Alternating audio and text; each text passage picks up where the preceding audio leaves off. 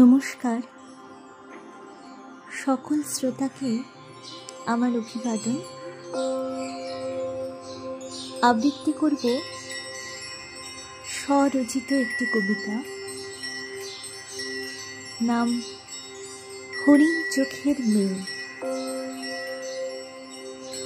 শুনুন আমার আজকের নিবেদন, হরিণ চোখের মেয়ে। মৃগশিরা নক্ষত্রের অপাপ বিদ্ধ সৌন্দর্যের মতো পবিত্র লগ্ন জাতিকা দেউলের প্রাচীন মূর্তি, উঁচু নিচু এবড়ো খেবড়ো ভাঙাচোরা রিস্কি পথ, খাদের ধারে কবেকার পুরনো বৌদ্ধ গুম্ফা,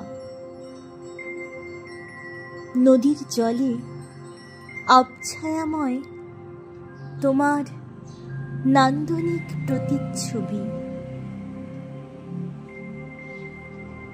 গত রাতে ভালো ঘুম হয়নি, তার আগের রাতেও না।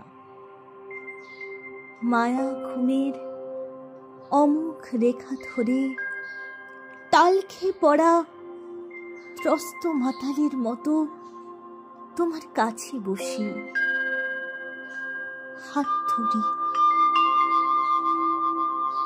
তুমি হরিণ চোখের মেয়ে, আদরে নদীর স্রোত, নরম ঝর্ণার জল, গহীন অরণ্যের একাকী কাঠ বেড়ালি, রোটাং পাশের সেই আহ্লাদী তুলট ভীরু খরগোশ, সোনালী গমের দেশ, লাস্যময়ী ধানশীষ, শস্য শালিনী ক্ষেত, চেনা বসন্তের নিবিড় ফাগুন মাস, প্রিয় অনুক্ষণ।